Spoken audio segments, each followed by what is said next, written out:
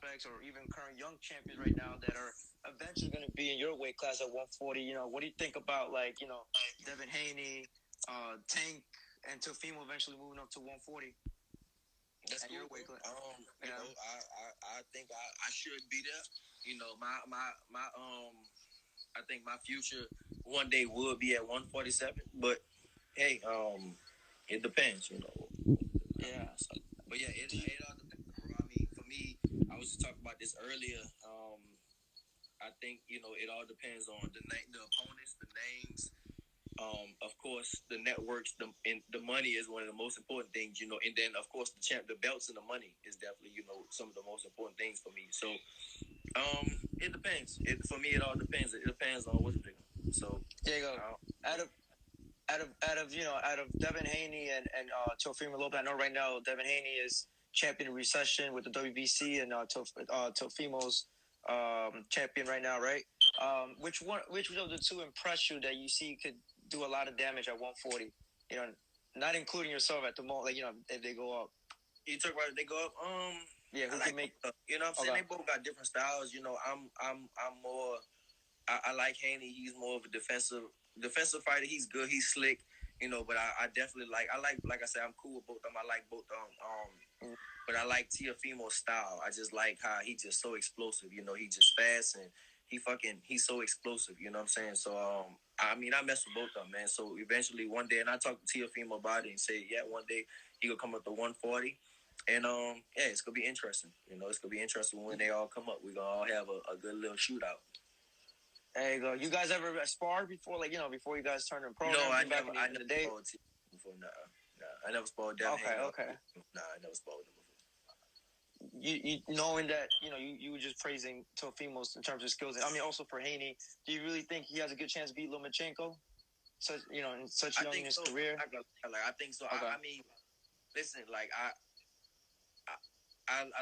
to me right now, the best lightweight in the world at 35 is Lomachenko, but I think I think Teofimo is right there. But I think he has a chance. I definitely think he has a chance because he is fast, he is strong, he is powerful, and he's explosive, very very explosive. So I definitely think he has a big chance. Not just I can't say it's a 50-50 fight because I do lean more towards Lomachenko, but I definitely think that, Teofimo is a live dog in the fight.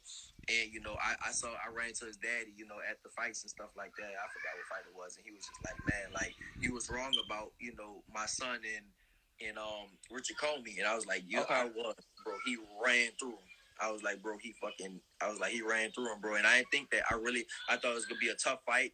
And he fucking knocked Comey out. Comey is a tough ass dude. Yeah, he is tough. Yeah, Comey is tough, and he just ran through him in the second round, bro, without barely even getting touched. So I was like, bro, yeah, you're right. So for me, it's all about it's a lot of people got padded records and stuff like that when they come up, and that's the boxing game. But when you start stepping up, when you become a champion, and you start fighting good opponents, that's when people see what you really got. And for me, a lot of people don't have that. They don't have that test. You know what I'm saying? They don't got that. They don't got that test yet. And for me, that was a big test for Teofimo, and I think he'll be definitely ready for Lomachenko. You feel like if victorious, he becomes rated in the pound for pound list.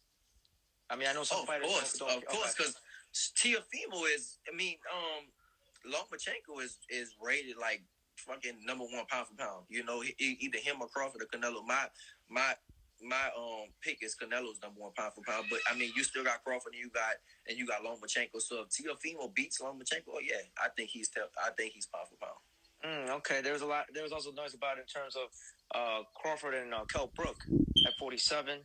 I know that as they say, all the big boys are on the other side of the pond, or other side of the street, and the PBC brand. Is that the best available fight for him at the moment at 47, not including yourself? I know you right now, you still at 40, you got unfinished business at 40, you want to become undisputed champion. Is that the best route for T-Bud? I think so. It might be. It really might be, bro. He just, I think sometimes it might be sad for Crawford because he has so much skill. He has so much skill and he's so good.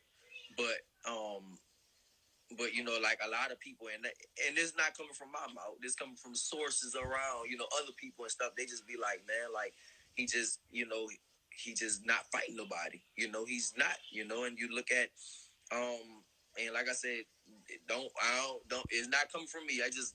Of course, no, I get you. You know what I'm saying? Just people I heard it from, because I always give dude credit. I always give him credit, man. He a beast, and he can fight his ass off and shit like that. And I think he is, on the pound for pound. But at the same time, like he doesn't have those, like high level caliber opponents, basically. So yeah, man. So I think if he gets a big win over somebody like Kell Brook, that'll be good for his resume. But as far as legacy goes, he has to fight. He has to fight like a Sean Porter. He has to fight a Pacquiao. He has to fight an Errol Spence. He has to fight a Danny Garcia. You have Keith Thurman. Somebody say Keith Thurman. You have to fight those people. You do. Because that's the best out there. At 147, that's the best Ugas. That is the best people out. That's the best opponents out there at 147. So, I mean, yeah, he can fight Kell Brook, but I don't think, Kell Brook is definitely a good Kell Brook is definitely a good opponent, but he's nothing like, that other side. And like they say, that other side. He's nothing like those competitors on the other side. So and I think a lot of fans will keep saying that, a lot of, like I said, I talked to a lot of people and they say the same thing. They said, like he just, he's basically, he's not fighting the level of fighters he's supposed to be fighting, and it's not his fault, but, it is what it is. It's boxing. Yeah, you go. Like